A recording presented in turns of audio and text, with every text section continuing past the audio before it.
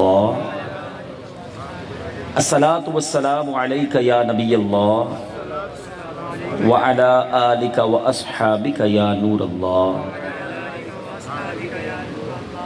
मीठे मीठे इस्लामी भाइयों, अल्हम्दुलिल्लाह हम अपने रब का जितना शुक्र अदा करें कि एक बार फिर उसने हमें अपने और अपने हबीब अलैहिस्सलातु वस्सलाम के ज़िक्र की इस महफ़िल में बैठने की सआदत बख्शी है। अल्लाह करीम हम सब का जमा होना अपनी बारगाह में कबूल फरमाए। हमारे हाशिम भाई, फ़ारूक भाई और उनके अहले खाना ने जो ये खूबसूरत महफ़िल सजाई है, अल्लाह इसकी इन्हें बेहतरीन जज़ा अता फ़रमाए।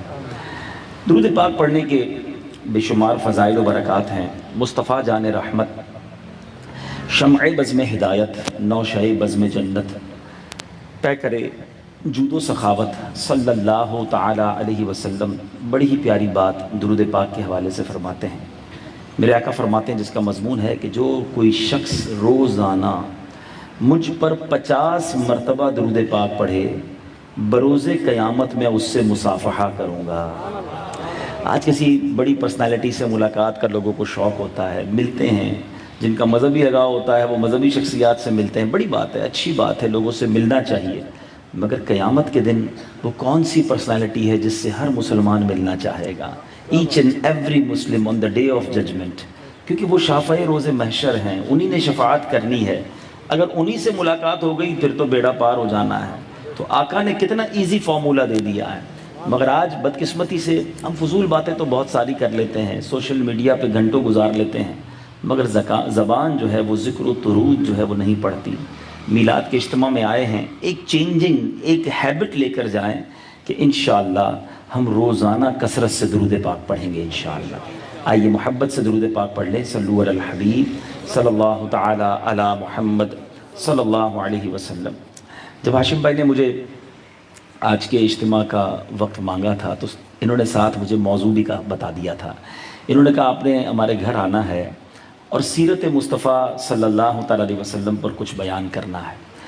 अब अमेजिंग बात यह है कि सरवर कायनात सल्लल्लाहु अलैहि वसल्लम की ज़ात वो मल्टी डायमेंशनल पर्सनालिटी है कि हम किस पर बात करें और किस पर बात ना करें। आका अलैहिस्सलातु वस्सलाम की सीरत के इतने पहलू हैं कि एक बयान करने वाला हो या किताब लिखने वाला हो वो हैरान हो जाता है कि अल्लाह ने कैसे कैसे कमालात से नवाजा।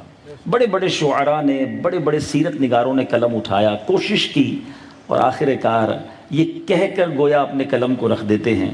जैसा कि इमाम अहले सुन्नत सैयदी इमाम अहमद रज़ा ख़ान, जो दुनिया में बहुत मशहूर हैं अपने कलामों की वजह से, अपने फतावा की वजह से, अपने इल्म की वजह से, मगर इतना बड़ा उस ज़माने का शायर, उस ज़माने का इमाम भी जब नबी पाक की शान बयान करने की कोशिश करते हैं तो कहीं लिखते हैं सरवर कहूँ कि मालिको मौला कहूँ तुझे, बाग़े खलील का गुले ज़ेबा कहूँ तुझे, आका तेरे तो वस्फ़ ऐबे तनाही से हैं बरी, हैरान हूँ मेरे शाह मैं क्या क्या कहूँ तुझे।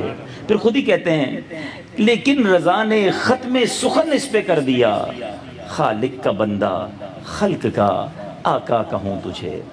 एक बार एक जगह और कोशिश की, फरमाते हैं अर्श हक है मसनदे रिफ़अत रसूलुल्लाह की, देखनी है हश्र में इज्जत रसूलुल्लाह की, ला व रब्बिल अर्श जिसको जो मिला उनसे मिला, बटती है कौनैन में नेमत रसूलुल्लाह की। लिखते लिखते आका के कमालात किस तरह लिखते हैं कि सूरज उल्टे पाँव पलटे, चांद इशारे से हो चाक, अंधे मुनकिर देख ले कुदरत रसूलुल्लाह की। सब कुछ लिखने के बाद आखिर जिसको कहते ना कि बंदा बेबस हो जाए, कहते हैं ए रज़ा खुद साहिबे कुरआन है मद्दा है हुजूर, ए रज़ा खुद साहिबे कुरआन है मद्दा है हुजूर, तो तुझसे कब मुमकिन है फिर मिदहत रसूलुल्लाह की। तो नबी पाक की शान बयान करना, आका की सीरत बयान करना, सच बात तो ये है ना हमारी औकात है ना हमारे पास अल्फाज हैं। वो रब के हबीब हैं, हमारी औकात ही नहीं कि हम नबी पाक की बात करें। बस कहते ना वो चल लिखा लाएं सना खानों में चेहरा तेरा, अपनी हाजिरी आका की सीरत का वो निराला पहलू। दुनिया का दस्तूर होता है कि जिसको जितना दुनिया में रैंक मिलता है उतनी फैसिलिटीज़ भी मिलती हैं। किसी भी कंपनी में कोई अगर मैनेजर हो तो उसकी सैलरी नॉर्मल होती है, एमडी हो जाए तो और बढ़ जाती है, डायरेक्टर हो जाए और ऊपर चला जाए। तो जितना ऊपर बढ़ जाता है दुनिया में रैंक वाइज तरक्की है, اس کو دنیا میں اتنی مراعات ملتی ہیں، بزنس میں ترقی کرے تو مال و دولت مل جاتا ہے، مگر یہاں معاملہ بڑا عجیب ہے۔ میرے آقا کا اسٹیٹس تو یہ ہے کہ کونین بنائے گئے سرکار کی خاطر ہیں، کونین بنائے گئے جس کے لیے میرے آقا وجہ تخلیق کائنات ہیں۔ He is the creation, he is the reason of the all creation۔ ان کی وجہ سے ساری کائنات بنی ہے، اور یہ میں خود نہیں کہہ رہا، اللہ فرماتا ہے، حدیث قدسی ہے، لولا کلما خلقت الدنیا، اے محبوب اگر تمہیں نہ بناتا تو دنیا ہی نہ بناتا۔ یعنی آقا کی وجہ سے میں اور آپ آئے، یہ ساری کائنات میں رنگ و بو اگر ہے، ساری کائنات کی رعنائیاں ہیں تو میرے آقا کے دم قدم سے ہیں۔ جس کا اسٹیٹس اتنا بلند ہو، اس کا لائف اسٹائل، اس کے پاس کتنی مراعات ہونی چاہیے، اس کے پاس کتنے خدام ہونے چاہیے، اس کی بادشاہت تو دیکھنے والی ہونی چاہیے۔ مگر رب کے حبیب علیہ السلام نے جو لائف اسٹائل گزارا، اللہ کے حبیب علیہ السلام نے جو اپنی زندگی کا خوبصورت پہلو دنیا، یہ آپشن دیا گیا تھا نبی پاک کو۔ خود پیارے آقا فرماتے ہیں، حدیث کا مضمون ہے، مجھے اجازت دی گئی، مجھے آپشن دیا گیا کہ میں بندہ بن کر رہوں یا بادشاہ بن کر رہوں، مگر میں نے اللہ کا بندہ بن کر زندگی گزارنے کو پسند کر لیا۔ حالت کیا تھی؟ کئی دنوں تک کھانا نہ ہوتا، چٹائی کا بچھونا، کبھی خاک پہ سو جاتے، کبھی جو کی موٹی روٹی کھاتے۔ علماء نے ڈیبیٹ کی کہ حضرت سلیمان نے تو بڑی بادشاہت گزاری، میرے آقا تو سلیمان کے بھی آقا ہے نا علیہ السلام، پیارے آقا کی اور بڑی بادشاہت ہو سکتی تھی۔ نبی پاک خود فرماتے ہیں، میں اشارہ کروں تو یہ پہاڑ سونے اور چاندی کے بن کر میرے ساتھ چلنا شروع ہو جائیں۔ Look at the authority. اور واقعی میرے آقا اشارہ فرماتے، جو زمین پر کھڑے ہو کر چاند کو اشارہ کرے وہ 2 ٹکڑے ہو جائے تو سونا چاندی کیا چیز ہے۔ مگر نبی پاک نے غربت والی، فقر و فاقہ والی زندگی گزاری۔ What is the reason behind this? علماء نے ڈیبیٹ کی۔ علماء کہتے ہیں اگر نبی پاک بہت عظیم بادشاہوں والی زندگی گزارتے، مہنگے لباس پہنتے، مہنگی سواریاں ہوتی، مہنگے عطر استعمال کرتے، آقا کے خادم ہوتے، محل ہوتے، بڑے نرم بستر ہوتے، تو نبی پاک علیہ السلام کے جو غریب امتی ہوتے وہ یہ سوچتے ہی رہ جاتے کہ سنت تو مہنگا لباس پہننا ہے، میں تو غریب آدمی ہوں، سنت تو مرغ مسلم کھانا ہے، بڑے مہنگے کھانے کھانے، میں تو غریب روٹی، باجرے کی روٹی کھانے والا، جو کی روٹی کھانے والا۔ اللہ اکبر۔ آقا تو سب کے آقا ہے نا۔ نبی پاک نے غربت والی زندگی اس لیے گزاری کہ غریب امتی بھی بڑی آسانی سے فخر کے ساتھ سنت پر عمل کر لے کہ اگر میں بھوکا ہوں تو میرے آقا بھی تو فاقے سے ہوا کرتے تھے، میرا چھوٹا گھر ہے تو کونین کے والی رب کے حبیب بھی زمین پر سو جایا کرتے تھے، اللہ کے حبیب کے گھر میں بھی کوئی بڑا ساز و سامان نہ ہوا کرتا تھا۔ اور امیر کو سنت عمل کرنی ہے تو وہ سادگی اختیار کر کے، غریبوں کا خیال کر کے وہ بھی سنت پر عمل کر سکتا ہے۔ اب نبی پاک کی اس زندگی کا تھوڑا سا میں آج بیان میں ایک خوبصورت پہلو پیش کرنا چاہتا ہوں۔ ماجرا یہ ہوا، بارگاہ رسالت میں ایک بھوکا شخص حاضر ہوا، عرض کی حضور میں آقا کی بارگاہ میں مہمان تھا، تو نبی پاک علیہ السلام نے اپنی تمام ازواج مطہرات جو ہماری امہات المومنین ہیں ادھر پوچھوایا کہ گھر میں کچھ کھانے کو ہے، ایک مہمان کو فیڈ کرنا تھا۔ گھروں سے جواب آیا نبی پاک کے کہ کھانے کو کچھ نہیں ہے۔ یعنی میرے آقا کے گھر کا عالم یہ ہے کہ ایک مہمان کو فلفل کرنے کے لیے، مہمان کو ٹریٹ کرنے کے لیے گھر میں کچھ نہیں تھا۔ پیارے آقا نے اب صحابہ کرام میں اعلان کیا کہ جو شخص اس کو مہمان بنائے اللہ عز و جل اس پر رحمت۔ صحابہ تو نبی پاک کا ایک ایک ورڈ کیچ کرتے تھے۔ ایک صحابی کھڑے ہو گئے، حضرت ابو طلحہ انصاری، کہتے ہیں یا رسول اللہ میں مہمان بناؤں گا۔ اچھا اس زمانے میں موبائل فون تو تھا نہیں کہ مسجد نبوی شریف میں بیٹھ کر گھر کال کرتے کہ بھئی کھانے کو کچھ ہے، میں مہمان لا رہا ہوں۔ آقا نے رحمت کی بات فرمائی، حضرت ابو طلحہ انصاری نے مہمان لیا اور گھر چلے گئے۔ اب جب گھر گئے تو گھر جا کے اپنی فیملی سے، اپنی بچوں کی امی سے پوچھا کہ گھر میں کھانے کو کچھ ہے، میں آقا کا مہمان لے آیا ہوں۔ تو نبی پاک علیہ السلام کے اس صحابی کے گھر والے کہتے ہیں کہ کھانا ہے لیکن تھوڑا سا ہی ہے، بچوں کے لیے ہی ہے۔ ایسا کرتے ہیں آقا کا مہمان ہے، بچوں کو بہلا پسلا کر سلا دیتے ہیں، کھانا نہیں کھلاتے، اور دسترخوان پہ جب کھانا میں رکھوں گی تو وہ شوہر کہتے ہیں کہ ہم دونوں مہمان بیٹھیں گے، تم آ کر چراغ گل کر دینا، اندھیرا کر دینا، میں ویسے ہی ہاتھ چلاتا رہوں گا، آقا کا مہمان کھانا کھا لے گا۔ Look at the lifestyle of the صحابہ کرام. They all are companions of رسول اللہ صلی اللہ علیہ وسلم. یہ آقا کے صحابہ ہیں. میں نے نبی پاک کے گھر کا حال بتا دیا کہ ایک مہمان کو کھلانے کے لیے کچھ نہیں تھا، اور ابو طلحہ انصاری رضی اللہ عنہ اپنے گھر لے گئے تو اتنا کھانا تھا کہ صرف ایک بندہ کھا سکتا، میاں بیوی بھی بھوکے رہے، بچے بھی بھوکے سوئے، اللہ اکبر، اور مہمان کو بالکل وہی پلان پر عمل کیا گیا، دسترخوان لگایا گیا، مہمان بھی بیٹھا، آپ بھی بیٹھے، چراغ گل کر دیا گیا۔ اب کیا ہوا؟ وہ مہمان نے اپنے حساب سے کھانا کھا لیا، اور حضرت ابو طلحہ انصاری کا اخلاص دیکھیں۔ آج ہم کبھی کوئی نیکی کر بھی لینا تو ہمارا پرابلم یہ ہے کہ اب ہمیں سب کو بتانا ہے کہ یار آج اتنے غریبوں کو کھانا کھلایا ہے، آج میں نے یہ نیکی کا کام کیا۔ حضرت ابو طلحہ انصاری نے کتنی بڑی قربانی دی، بٹ انہوں نے کسی کو نہیں بتایا، رات گزار لی بھوکے۔ اب صبح جب مہمان لے کے نبی پاک کے پاس آئے نا، تو آقا جو کچھ ہو چکا ہے، جو ہوگا حضور جانتے ہیں۔ میں آپ کو حدیث پاک سنا رہا ہوں، نبی پاک علیہ الصلوۃ والسلام نے حضرت ابو طلحہ انصاری کو دیکھا اور فرماتے رات فلاں فلاں کے گھر بڑا عجیب معاملہ پیش آیا ہے، اللہ کو ان کی مہمانی بڑی پسند آئی ہے، اللہ کو ان کی میزبانی بڑی پسند آئی ہے۔ اور سنو حضرت ابو طلحہ انصاری کی قسمت دیکھو، آج میں اور آپ دعوت کریں، ایک دو دن تک تو دعوت کی بات چلتی ہے، پھر لوگ بھول جاتے ہیں کیونکہ روزی لوگوں کو دعوت مل رہی ہے۔ حضرت ابو طلحہ انصاری نے وہ اخلاص والی دعوت کی کہ اللہ نے اس دعوت کا تذکرہ قرآن میں نازل فرما دیا۔ جبریل امین آیت قرآنی لے کر آئے، صبح قیامت تک قرآن تلاوت ہوتا رہے گا، حضرت ابو طلحہ انصاری کی اس دعوت کا چرچا ہوتا رہے گا۔ چنانچہ سورہ حشر میں اللہ فرماتا ہے وَيُؤْثِرُونَ عَلَىٰ أَنفُسِهِمْ وَلَوْ كَانَ بِهِمْ خَصَاصَةٌ وَمَن يُوقَ شُحَّ نَفْسِهِ فَأُولَٰئِكَ هُمُ الْمُفْلِحُونَ۔ 28 سورہ حشر آیت نمبر 9، اللہ کیسا ان سے راضی ہوا۔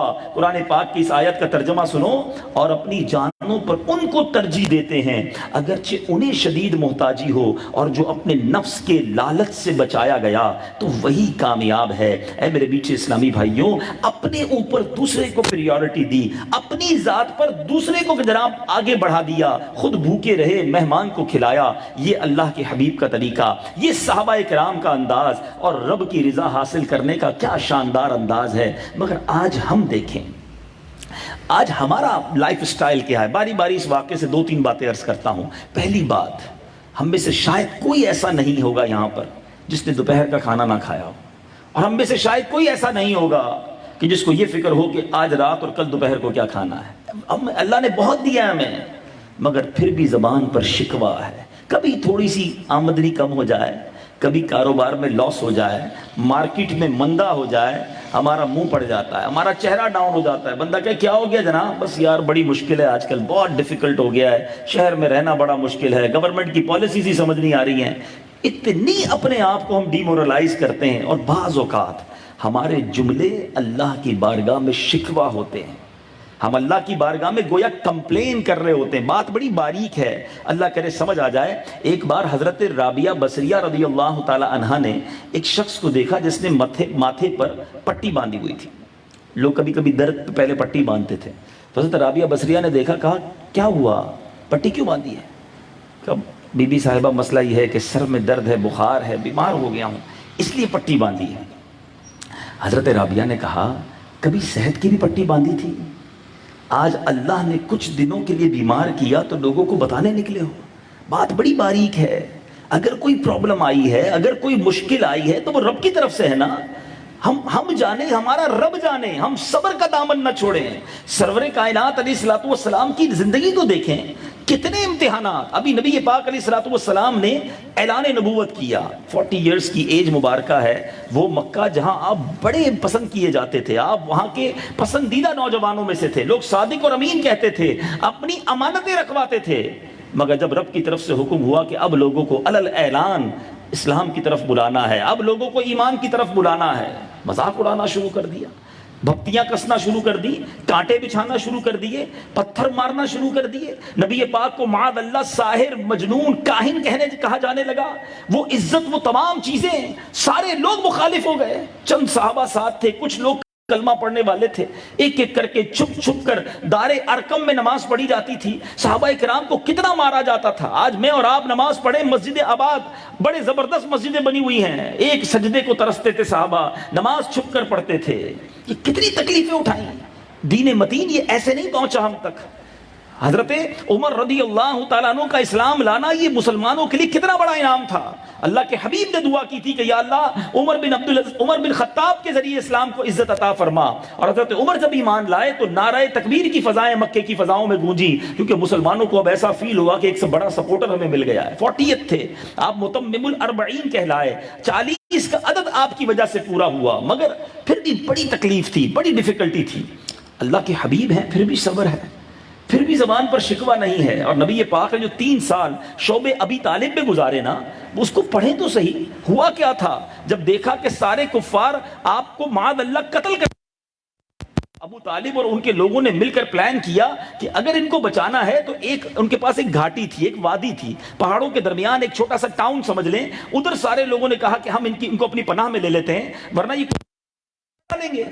لیکن جب پناہ میں لیا تو اب کفار نے کیا کیا، اچھا تم نے محمد کو اپنی پناہ میں لیا ہے، ہمیں نہیں اٹیک کرنے دو گے تو اب ہم تمہارا سوشل بائیکاٹ کریں گے. اب پورا خاندان کہہ لے، چند لوگ جو تھے وہ محصور ہو کر رہ گئے. کوئی کھانا نہیں پہنچنے دیتا تھا، کوئی غلہ نہیں پہنچنے دیتا تھا، کوئی بزنس ڈیل نہیں، پہلے ہی خرید لیتے تھے، ادھر مت جانا. اب گویا بائیکاٹ کر دیا.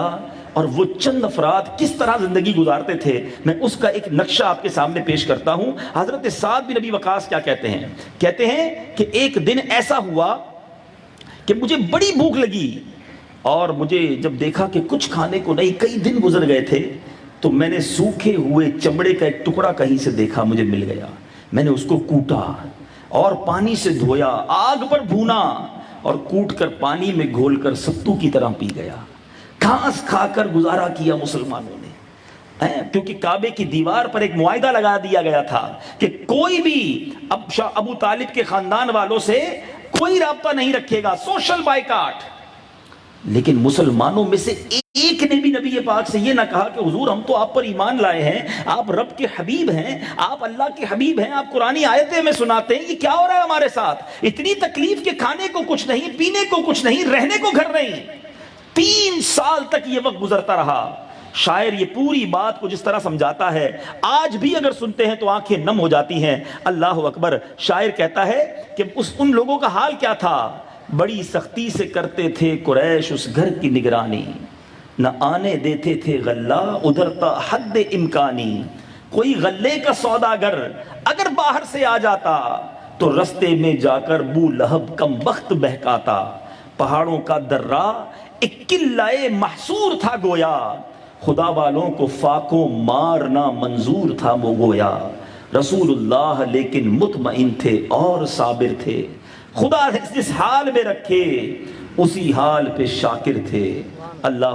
بچیوں کا کیا ہوتا تھا، وہ بھوکی بچیوں کا روٹھ کر فی الفور من جانا، خدا کا نام سن کر صبر کی تصویر بن جانا. کچھ روز جان کھو دینا، وہ ماؤں کا فلک کو دیکھ کر چپ چاپ رو دینا. رضا و صبر سے دن کٹ گئے ان نیک بختوں کے، کھانے کے لیے ملتے رہے پتے درختوں کے. گزارے 3 سال اس رنگ سے ایمان والوں نے، دکھا دی شان استقلال اپنی آن والوں نے. 3 years 3 سال اس طرح گزرے. کیسے نکلے وہاں سے، یہ بھی اللہ کی شان ہے. اب کیا ہوا، جو معاہدہ تھا کعبے کی دیوار پر لگا ہوا تھا، طے یہ ہوا کہ جب تک جاری رہے گا. دیمک نے اپنا کمال کیا. دیمک اس معاہدے کے پیپر پر اس جو ڈاکیومنٹ تھا اس کو کھانا شروع اور اس نے پورے اس معاہدے کو گویا ختم کر دیا تھا. لیکن کعبے کی چھت پر، کعبے کی دیوار پر لگا ہوا تھا، کوئی دیکھتا تو تھا نہیں. تو اب جبریل امین نے نبی پاک کو خبر دی کہ حضور وہ جو معاہدہ ہے وہ ختم ہو چکا ہے، اب اس پہ کوئی تحریر نہیں، آپ ان سے کہیں کہ معاہدہ لے کر آئیں. نبی جا کر ان سے بات کریں کہ معاہدہ ہو تو ہم ٹھیک ہے، میں ختم. تو اب جو ابو طالب تھے وہ گئے اور جا کر کہا کہ دیکھو میرا جو بھتیجا ہے وہ کہہ رہا ہے کہ معاہدہ جو ہے وہ ختم ہو چکا ہے، اگر یہ بات سچ ہے تو تمہیں محاصرہ ختم کرنا ہوگا، اگر نہیں تو پھر ہم تمہیں اس کو تمہارے حوالے کر دیں گے. اور ایسا ہی ہوا. جب معاہدے کو دیکھا گیا تو وہ تمام تحریر ختم ہو چکی تھی اور مسلمانوں کا یہ ڈیفیکلٹ ٹائم ختم ہوا. ہم نے سیرت میں بہت سارے واقعات سنے. میں بھی آج آپ کو نبی پاک کے معجزات سناتا, پیارے آقا کے بچپن کے واقعات سناتا, نبی پاک کے اسفار سناتا, مگر میں نے یہ پرٹیکولر ٹائم جو میرے آقا کی 63 سالہ زندگی میں جو 3 سال یہ گزرے ہیں, یہ ہم سب کے لیے بہت بڑا لیسن ہے.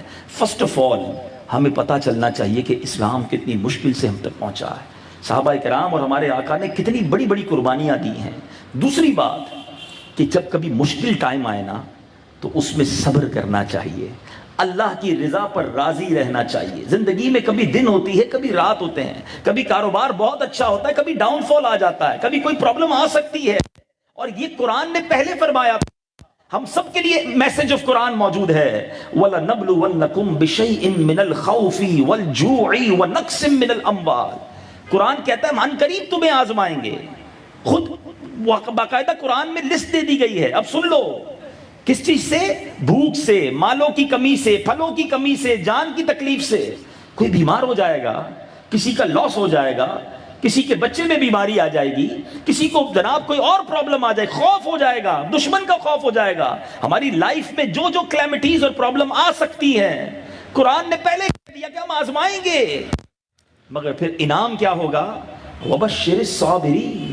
اور خوشخبری ہے ان لوگوں کے لیے جو صبر والے ہیں. الذین اذا اصابتهم مصیبہ, جب ان پر کوئی مصیبت آتی ہے, پریشان ہوتے ہیں, تو کیا کہتے ہیں؟ قالوا انا للہ وانا الیہ راجعون.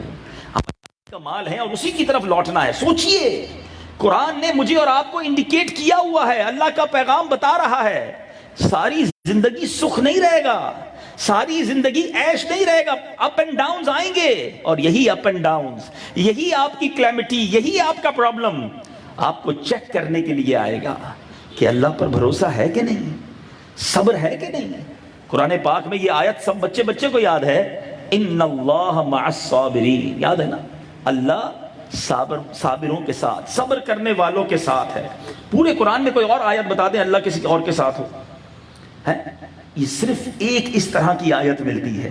اللہ نے اپنا ساتھ شامل کر دیا. رب ساتھ ہے جو صبر کرتا ہے. ہمیں کوئی پرابلم آتی ہے یا پرابلم نہیں ہے, ہم سے رابطہ ہونا چاہیے, کسی بڑے منسٹر سے, کسی بڑے پاورفل شخص سے. کیوں؟ مشکل آئے گی تو وہ ساتھ ہوگا, مشکل میں کام آئے گا.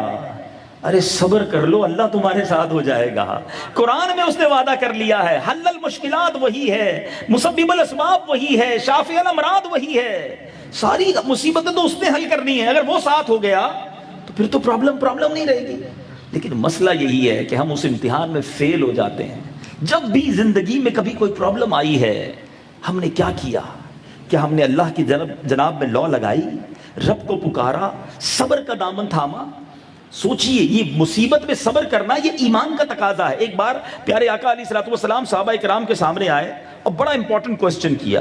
نبی پاک نے صحابہ علیہ رضوان سے کہا, حضرت عمر فاروق بھی موجود ہیں, کہ تم کون ہو؟ تم مومن ہو؟ یا رسول اللہ مومن ہے. فرمایا تمہارے ایمان کی علامت کیا ہے؟ تمہارے ایمان کی سمپٹمز, تمہاری نشانی کیا ہے ایمان کی؟ سنو صحابہ نے کیا جواب دیا. ہوتا ہے نا, فراخی کا ٹائم ہوتا ہے, ویل آف ہوتے ہیں, خوش ہوتے ہیں, ہم اللہ کا شکر ادا کرتے ہیں.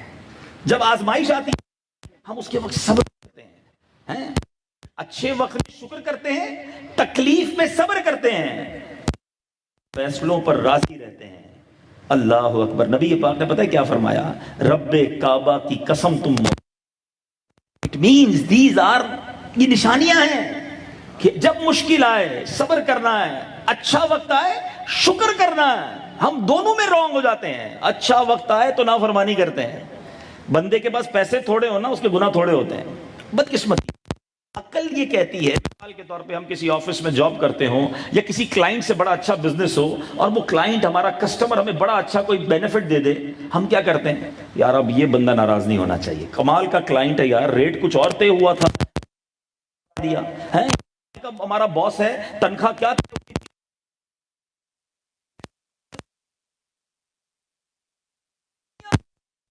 جو ہمارا خیال رکھے, گفٹ دے, بینیفٹ دے, ہم آلویز اس کے تھینکسفل ہوتے ہیں کہ وہ ناراض نہ ہو. مگر کمال کی بات ہے آج تک یہ سائیکی سمجھ نہیں آئی ہے کہ بندہ مالدار ہوا، وہ خوشحال ہوا، سچ بتاؤ ہونا کیا چاہیے تھا؟ اس کے سجدے بڑھنے چاہیے تھے، شکر بڑھنا بڑھ، یا اللہ تیری مہربانی دیے جا، رب نوازتا جاتا ہے، ہم خطائیں بڑھاتے جاتے ہیں، ہم نافرمانی بڑھاتے جاتے ہیں۔ یاد رکھو وہ مال عذاب ہے، یہ ڈفرینشیٹ آج سمجھ لیجئے۔ کچھ لوگوں کو میں نے دیکھا، خوش نصیب ہے وہ کہ جتنا وہ اللہ کے قریب ہوئے، یہ مال نعمت ہے۔ پاسٹ اور اپنا پریزنٹ دیکھ لو، جس کے پاس مال بڑھا، نعمت بڑھی اور وہ اللہ سے قریب ہوا، سمجھ لو یہ مال نعمت کے طور پہ ملا ہے۔ اور جس کے پاس نعمتیں بڑھی اور وہ رب سے دور ہوا، سمجھ لو یہ آزمائش اور عذاب آ چکا ہے۔ خدا را یہ صحابہ کرام کی یہ بات یاد رکھنا، جب فراخی ہوتی ہے، when we are satisfied، مطمئن ہوتے ہیں، اللہ دے رہا ہوتا ہے، ہم شکر کرتے ہیں۔ اور شکر بغیر اطاعت کے نہیں ہو سکتا کہ اللہ تیرا شکر اور رب کی کوئی بات نہ مانے۔ شکر اطاعت کے ساتھ، اوبیڈینسی کے ساتھ۔ اور دوسری بات، جب آزمائش آتی ہے صبر کرتے ہیں، اللہ کے فیصلے پر راضی رہتے ہیں۔ اب کیا ہم راضی رہتے ہیں؟ آپ بھی کہیں گے ہاں جناب ہم بھی صبر کرتے ہیں۔ اگر آپ صبر کرتے ہیں تو آپ کی پرابلم سارے گھر کو کیسے پتہ چل جاتی ہے، سارے محلے کو، ساری مارکیٹ کو کیسے پتہ چلتی ہے؟ یہ کون سا صبر ہے بھائی؟ سب کو بتا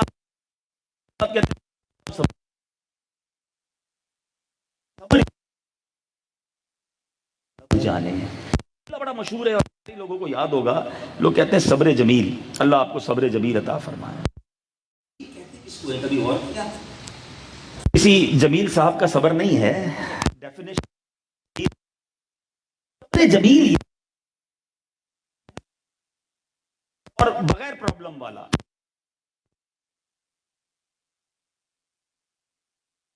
چہرہ بھی نہ بتائے کسی کو،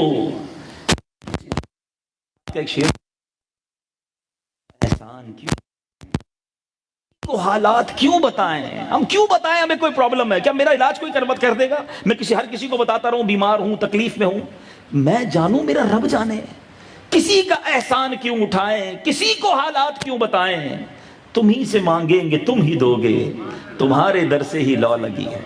ہمارے یاد رکھیں یہ جو پرابلمز ہیں نا، اگر میرا کوئی بھائی بیمار بیٹھا ہے، قرض دار بیٹھا ہے، کسی کاروباری ڈیفیکلٹی میں ہے، بچوں کی مشکل میں ہے، بچیوں کی پرابلم میں ہے، خاندانی ایشوز ہیں، اللہ کی رضا پر راضی رہے۔ اللہ نے آزمائش بھیجی ہے تم، اور یہ چیک کیا جا رہا ہے کہ بندہ مجھ سے کیسا تعلق رکھتا ہے۔ شکوہ نہیں، شکایت نہیں، کمپلین نہیں، زباں پر شکوہ رنجو علم لایا نہیں کرتے، نبی کے نام لیوا غم سے گھبرایا نہیں کرتے۔ اچھا اب شیطان ہے نا، شیطان بڑی مسکنسپشن کریٹ کرتا ہے۔ روزے بھی رکھتا ہوں، میں صدقہ بھی دیتا ہوں، عمرے بھی کرتا ہوں، حج بھی کرتا ہوں، میرے گھر کی پرابلم دور نہیں ہو رہی، میری بچی خوش نہیں ہے، میرے پڑوس میں ایک دوست رہتا ہے ایک وقت کی نماز نہیں پڑھتا، اس کے گھر میں کوئی ٹینشن نہیں ہے، میرا کاروبار چل ہی نہیں رہا، اس کا کاروبار روز ترقی کر رہا ہے، حرام کماتا ہے پھر بھی ترقی، میں پوری زکات نکالتا ہوں پھر بھی پرابلم۔ شیطان، ہم انسان ہیں نا، کنفیوز کرتا ہے۔ خدا را آج اس کنسپشن کو، اپنے اس غلطی کو کلیئر کر لیجئے، اس پرابلم کو کلیئر کر دیتا ہوں میں آپ کی، اور یہ حدیث پاک کے ذریعے کروں گا۔ مسئلہ یہ ہے، پہلے تو ہم یہ سمجھتے ہیں کہ یہ نوازا، جتنی نمازیں وغیرہ سب پڑھتا ہوں پھر بھی پرابلم میں ہوں، تو یہ کیا بات ہوئی؟ اب میں آپ کو حدیث پاک سناتا ہوں۔ نبی پاک علیہ الصلوۃ والسلام سے یہی سوال کیا گیا کہ حضور سب سے زیادہ آزمائشیں کن پر آتی ہیں؟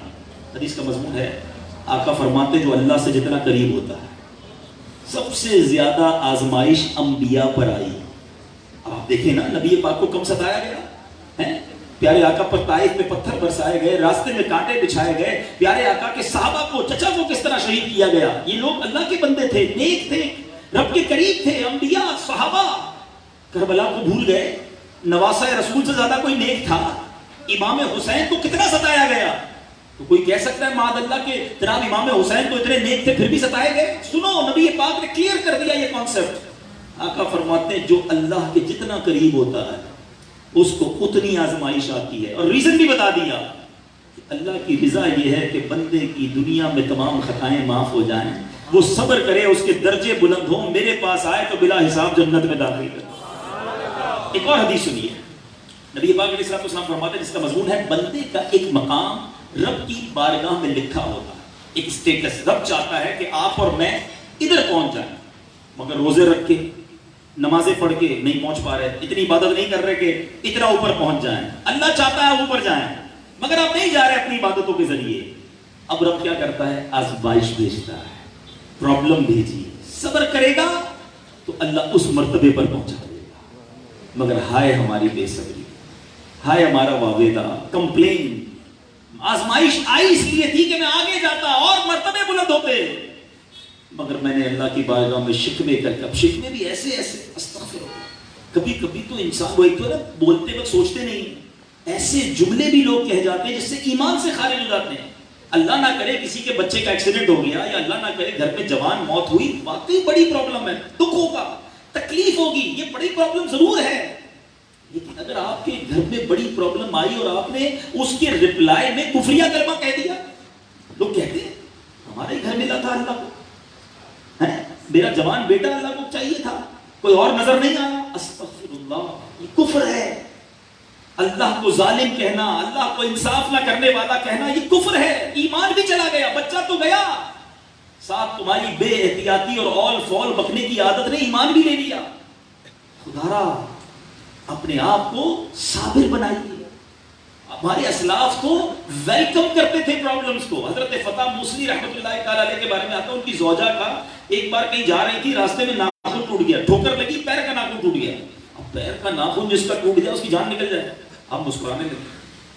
کسی نے کہا درد نہیں ہوا؟ ناخن ٹوٹنے پر مسکرا رہی ہے۔ درد تو بہت ہوا، مگر اب میں جو صبر کروں گی اور اس کا ثواب ملے گا یہ سوچ کر مجھے خوشی ہو رہی ہے۔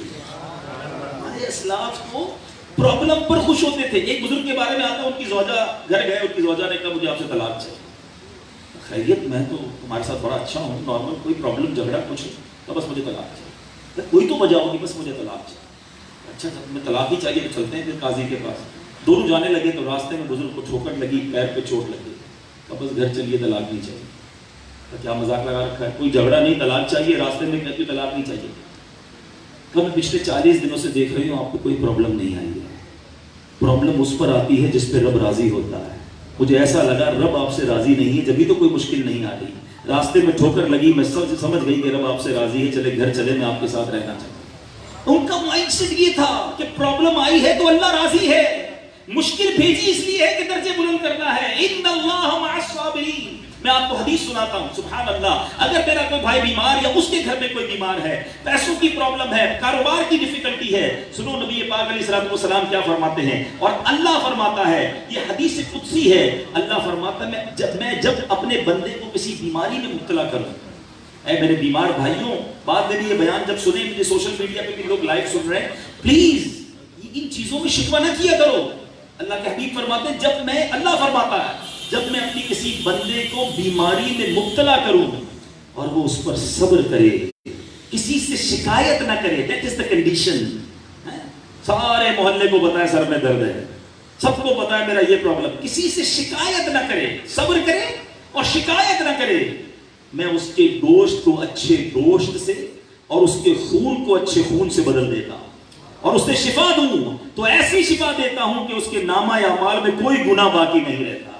میں آپ سے پوچھتا ہوں، سچ بتاؤ، اگر میرے پاس کوئی بیماری آئی ہے اور اگر اس پر میں نے صبر کر لیا، تکلیف اٹھائی 2-4 مہینے اور میرے گناہ سارے معاف ہو جائیں، تو اس سے بڑا رب کا انعام کیا تھا؟ ارے بیماری تو گناہ معاف کرنے آئی تھی، مگر میرے شکووں نے، میری پریشان باتوں نے، میرے رب کی بارگاہ میں کمپلینز نے شاید یہ ثواب مجھ سے چھین لیا۔ اے میرے میٹھے اسلامی بھائیوں، زندگی میں ہمیشہ سکھی کوئی نہیں رہتا، پرابلم سب کے لیے آتی ہیں، بس اللہ کرے کہ ہم صبر والوں میں بن جائیں، اللہ کی بات پر، اللہ کے فیصلے پر راضی رہنے والے بن جائیں۔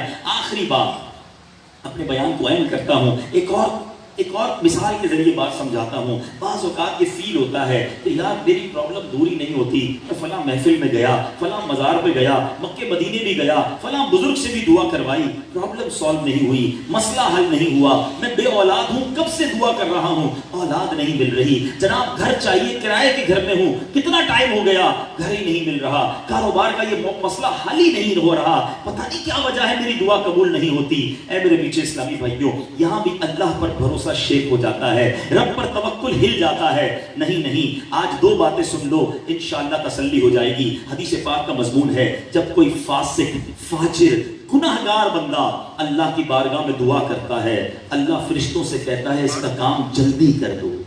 لیکن جب کوئی اللہ کا پیارا رب کو پکارتا ہے نا, تو رب فرشتوں سے فرماتا ہے اس کا کام ابھی نہ کرنا, اس کو اور مانگنے دو, مجھے اس کا مانگنا اچھا لگ رہا.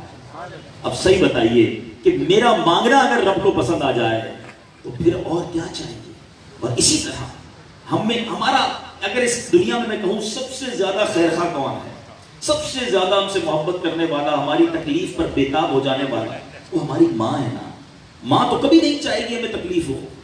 اللہ 70 ماؤں سے زیادہ چاہنے والا ہے. اگر وہ کوئی چیز نہیں دے رہا نا, اولاد نہیں مل رہی ہے, گھر نہیں مل رہا, کاروبار نہیں مل رہا, کوئی پرابلم ہے جو سالو نہیں ہو رہی, پلیز اس کو مان لو کہ یہی میرے لیے بہتر ہوگا. اگر میرا مسئلہ حل نہیں ہو رہا تو میرے رب نے نہیں کیا نا. وہ ماں, میری ماں مجھے تکلیف میں نہیں دیکھ سکتی, میرا رب 70 ماؤں سے زیادہ پیار کرنے والا ہے, یہی میرے حق میں بہتر ہے. ہو سکتا ہے جو اولاد میں مانگ رہا ہوں, آج کیسی کیسی بیمار اولادیں ہو رہی ہیں, لوگوں کے ایسے بچے بیمار ہیں کہ ماں باپ کے گھر میں بچہ تو ہے مگر ماں باپ مر گئے ہیں, ہاسپٹل کے چکر ہیں, روز جناب 15 دن بعد ان کو کبھی بلڈ چینج ہو رہا ہے, بچوں کو بلڈ کینسر ہو رہا ہے, گردے نہیں ہیں, آنکھیں نہیں ہیں, کیا پتا میرے نصیب میں ایسی اولاد لکھی تھی. اللہ نے مجھ پر مہربانی کی, مجھے صبر کا موقع بھی دیا اور اولاد بھی نہیں. اچھا اولاد تو صحت مند لکھی تھی, کیا نہیں پتا قبلہ بشیر بھائی آئے ہیں کے پاس تو کتنے کیس ایسے آتے ہوں گے کہ بچے بوڑھے ماں باپ کو گھر سے نکال دیتے ہیں, مارتے ہیں ماں باپ کو, گالیاں دیتے ہیں. اگر میرا ایسا ہی بیٹا مقدر میں تھا اور اللہ نے مہربانی کی مجھے بے اولاد رکھ دیا, تو یہ اللہ کی مہربانی. رب جانتا ہے, اللہ جانتا ہے اور تم نہیں جانتے. قرآن میں رب نے فرمایا اللہ جانتا ہے اور تم نہیں جانتے, اللہ غنی ہے اور تم فقیر ہو, انت الغنی ونحن فقراء. اللہ کے بارے میں یہ دعاؤں میں کہا جاتا ہے اللہ تو غنی اور ہم فقیر ہیں. ہمیں یہ سوچنا ہوگا کہ رب نے اگر کوئی میری بات پوری نہیں کی ہے, یہی بہتر ہے, یہی اچھا ہوگا. میرا رب میرا سب سے بڑا چاہنے والا. کاش آج کے اس بیان میں نبی پاک کے میں نے آپ کو واقعات سنائے, کتنی تکلیف میں یہ دن گزارے صحابہ نے, میرے آقا علیہ السلام. حالانکہ ایک دعا کی باری تھی. بڑی خوبصورت بات, آخری بات علماء کہتے ہیں کہ امام حسین کی جو شہادت ہوئی نا کربلا میں, یہ ایسا نہیں تھا کوئی سڈنلی واقعہ تھا. فرام دا چائلڈہڈ پیارے آقا کو امام حسین کی ولادت کے ساتھ ہی بتا دیا گیا تھا کہ آپ کا بیٹا جوانی میں نواسا شہید ہوگا. مولا علی کو پتا تھا کہ کربلا کے میدان میں شہید ہوگا. Each and every place he knows. کبھی بی بی فاطمہ, کبھی مولا علی پیارے آقا کی بارگاہ میں نہیں آئے کہ حضور آپ اتنا نواسے سے پیار کرتے ہیں, آپ اپنی زبان اس کے منہ میں عطا کر دیتے ہیں, اس کو جنتی نوجوانوں کا سردار کہتے ہیں, ایک بار اللہ سے دعا کر دینا کہ یہ نہ ہو کربلا کا واقعہ, یہ بچ جائے شہادت سے, اس پر ظلم نہ ہو, یہ پیاسے نہ مارے جائے. کسی نے دعا نہیں کروائی. Everybody ready for that particular examination. پورا گھرانہ تیار تھا, بلکہ یوں کہا جائے تو غلط نہ ہوگا کہ شہید ہونے کے لیے پالا جا رہا تھا. یہ گھرانہ میرے حضور کا ہے. یہ صبر کا درس ہمیں پیارے آقا کے خاندان سے ملتا ہے. مگر ہمیں ایک پرابلم آ جائے, ایک مشکل آ جائے, نہ کریں ایسا. میں جانوں, میرا رب جانے. اللہ نے کتنی مہربانیاں کی ہیں. ایک پرابلم مثال کے طور پہ ہمیں ایک لاس ہو گیا, کسی کی گاڑی خراب ہو گئی, گاڑی کا ایکسیڈنٹ ہو گیا, اللہ آپ کی گاڑی کے, گھر کی, سب کی حفاظت فرمائے. موبائل ہی چوری ہو گیا, کتنے دوستوں کو بتاتے ہیں یار موبائل گر گیا, یار موبائل بندہ چھین کے لے گیا, گاڑی لگ گئی, میری گاڑی چوری ہو گئی. نہ وہ گاڑی واپس دے گا نہ وہ موبائل واپس دے گا, مگر اس گاڑی, اس موبائل, اس لاس سے جو ثواب ملنا تھا وہ چلا گیا. Second problem. اچھا نقصان آیا تو سب کو بتایا. آج آپ مارکیٹ میں گئے اور آپ کو بڑا زبردست فائدہ ہو گیا, کوئی آئٹم آپ نے خریدی تھی وہ ڈبل ہو گئی, ریٹ آپ کے لاکھوں روپے بڑھ گئے, آپ نے پلاٹ لیا وہ ڈبل قیمت کا ہو گیا. بتاتے ہو کسی کو؟ نہیں یار نفع بتائیں گے تو مشکل ہو جائے گی, نظر لگ جائے گی. بیوی بچوں کو تو ویسے ہی نہیں بتاتے, خرچہ شروع کر دیں گے. ان کے سامنے تو ہر وقت نقصان ہی بتا رہے ہوتے ہیں. تو یہ کیا ہے, خود بتائیں نا. نقصان بتا کر کیا کرتے ہیں ہم, پرابلم بتا کر کیا کرتے ہیں. اللہ کا ہی شکوہ, اللہ کی بارگاہ میں کمپلین ہے. یہ شکر والی باتیں نہیں کرتے, شکوے والی باتیں کرتے ہیں. اللہ کرے کہ ہمیں شکر والی زبان مل جائے. میں حدیث دوبارہ ریپیٹ کر دیتا ہوں, آج کا یہ بیان کا کرنچ ہے, کاش یاد ہو جائے. اللہ کے حبیب نے صحابہ سے سوال کیا تھا, حضرت عمر فاروق بھی وہاں موجود تھے. حدیث کا مضمون یہ ہے کہ بتاؤ تم مومن ہو. سب نے کہا حضور مومن ہیں. فرمایا بتاؤ مومن ہونے کی نشانی کیا ہے, ایمان کی نشانی کیا ہے. اور ان صحابہ نے کہا تھا حضور جب ہم خوش ہوتے ہیں, فراخ ہوتے ہیں, مال و دولت ہاتھ میں ہوتا ہے, شکر ادا کرتے ہیں. جب مشکل ہوتی ہے, پریشانی آتی ہے, صبر کرتے ہیں اور اللہ کے فیصلے پر راضی رہتے ہیں. اور نبی پاک نے کیا پیارا رپلائی دیا, رب کعبہ کی قسم تم مومن ہو. آج میں اور آپ سوچ لیں کہ ہم مومن اس طرح کے ہیں کہ مشکل میں صبر کرتے ہیں, فراخی پہ شکر کرتے ہیں. اگر ایسا ایٹیٹیوڈ ہے تو سبحان اللہ, نہیں ہے تو آج کے اس اجتماع سے اپنی عادت بنانا شروع کریں کہ جب بھی مشکل آئے, ارے صحابہ تو ویلکم کرتے تھے پریشانی کو, کہ آج اللہ نے آزمائش بھیجی ہے, اے کاش یہ ذہن بن جائے. ان اللہ مع الصابرین, اللہ مجھے اور آپ کو صبر کرنے والوں میں بنا دے, شکر گزار بندوں میں بنائے, نا شکری کرنے والوں سے بچائے. یاد رکھو شکر کرو گے اللہ اور عطا کرے گا. یہ رب کا وعدہ ہے قرآن میں, لئن شکرتم لازیدنکم, تم میرا شکر ادا کرو میں تمہیں اور عطا کروں. کرو نا شکر, اللہ اور عطا کرے. کروڑوں سے اچھا بنایا ہے, پھر بھی شکوہ ہے, پھر بھی شکایت ہے. اللہ تعالیٰ بس ہمیں آج کے اس اجتماع کی برکت عطا فرمائے. اور یہی انداز, یہی پیغام دعوت اسلامی کا ہے. آپ نے آج ایک بیان سنا ہے, میں گزارش کروں گا روزانہ ہیبٹ بنائیں, کچھ نہ کچھ دیر مدنی چینل دیکھتے رہیے, اپنے گھر والوں کے ساتھ بیٹھ کر دیکھیے. اسی طرح کے بیانات پروگرامز مدنی چینل پر آتے ہیں. ہم سب کی تربیت ہوگی, ہم یہ باتیں بار بار سنیں گے, ہماری عادتیں بہتر ہونا شروع ہو جائیں گی. آخر میں ہاشم بھائی اور ان کے گھرانے کو دل کی گہرائیوں سے مبارکباد دوں گا. اتنا خوبصورت اجتماع سجایا, اللہ آپ کے گھرانے کو سلامتی عطا فرمائے اور میلاد کے اس اجتماع کی برکت عطا فرمائے. دعوت اسلامی کی بات چلی ہے تو ایک اعلان بھی کرتا چلوں, ہمارے ذمہ داران بھی باہر انشاءاللہ آپ کا واپسی میں ملاقات کریں گے آپ سے. دعوت اسلامی دنیا بھر میں سنتوں کی خدمت کر رہی ہے. دنیا کے کونے کونے میں الحمدللہ ہم اپنے مساجد, مراکز, مدارس بنا رہے ہیں. اس وقت 3000 سے زیادہ قرآن پڑھانے والے مدرسے ہیں. 600 سے زیادہ ہمارے, جس کو آپ دارالعلوم کہیں, اسلامک یونیورسٹی کہیں, آل اراؤنڈ دا ورلڈ بن چکے ہیں. آل ٹوگیدر اگر اس کو ملا لیں تو تقریباً 2.25 لاکھ اسٹوڈنٹ بغیر کسی فیس کے قرآن پڑھ رہے ہیں, درس نظامی پڑھ رہے ہیں. اتنا بڑا جو نیٹ ورک ہے دعوت اسلامی کا, ہم ربیع الاول اور 11ویں کے مہینے میں ہر سال ایک چھوٹی سی کمپین کرتے ہیں کہ چونکہ دعوت اسلامی کے صرف ان 2 ڈپارٹمنٹس پر آل ٹوگیدر 350 کروڑ روپے سال کا خرچ ہوتا ہے. بہت بڑا خرچ ہے, یعنی آسان کر لیں تو روز کا 1 کروڑ روپے ہو گیا. اتنا بڑا نیٹ ورک ہے. تو ہم 2 دسمبر کو, پرسوں انشاءاللہ مدنی چینل پر ایک لائیو پروگرام کر رہے ہیں, فنڈ ریزنگ کمپین کے نام سے, ٹیلیتھون کے نام سے.